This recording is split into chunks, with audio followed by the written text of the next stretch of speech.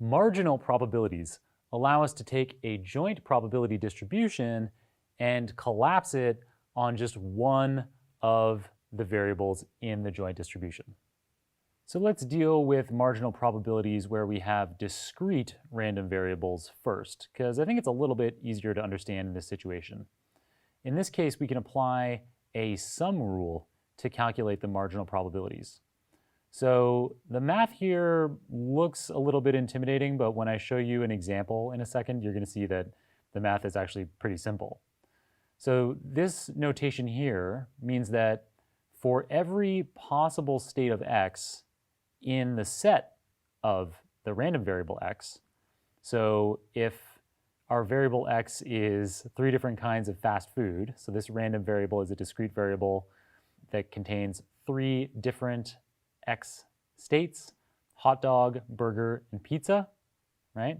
Then the probability that the fast food, the random variable x, is going to be equal to any of the particular fast foods, so a hot dog, a burger, or pizza, is equal to the sum across all of these columns representing y, which in this case is say a star rating of the fast food. So people come up to your fast food joint, you have 3 items on the menu, hot dog, burger, or pizza, and then your customers provide a star rating on what they've eaten from 1 to 4. So if we want to collapse this table along the x-axis so that we get the marginal probabilities for how often people buy and rate fast food, then we simply sum up the probabilities across these columns, so across all of the possible states of y. So the reason why it's called marginal probabilities is because if you were doing this in a notebook, you could calculate the probabilities in the margin of the notebook. So it's pretty straightforward.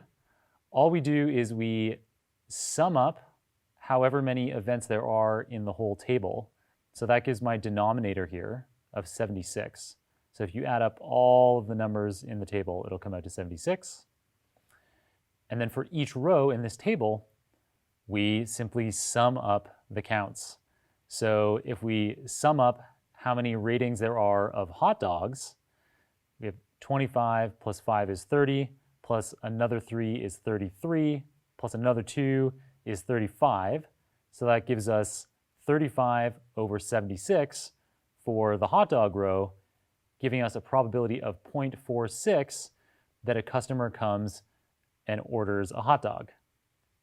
For the next row, for the burger row, again, we simply sum up all of the rating categories, all the star rating categories, and that will come out to 36. And 36 divided by 76 is about the same as the hot dog row. So there's a 0.47 probability, a 47% chance that a customer would buy a burger. And then for the final row, for the pizza row, if we add up all of the columns here, 4 plus 1 is 5, and that comes out to a probability of 0.07, so a 7% chance that your customers will buy pizza.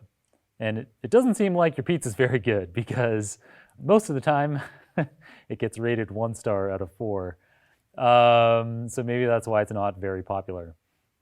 So hopefully this gives you a clear sense of both why marginal probabilities are called marginal probabilities, because we can calculate them in the margin, and what their usefulness is. Okay, so we've talked about how to use the sum rule, and I've shown you a hands-on example of using the sum rule for discrete variables. However, if we have continuous random variables, the principles are largely the same. We simply integrate. So instead of counting, summing up across rows, we integrate across the particular range that we're interested in. And so if we're interested in some probabilities for x, for the states of x, then we integrate along the y-axis. Nice, so that's marginal probabilities. Up next is another joint probability distribution related concept, conditional probability.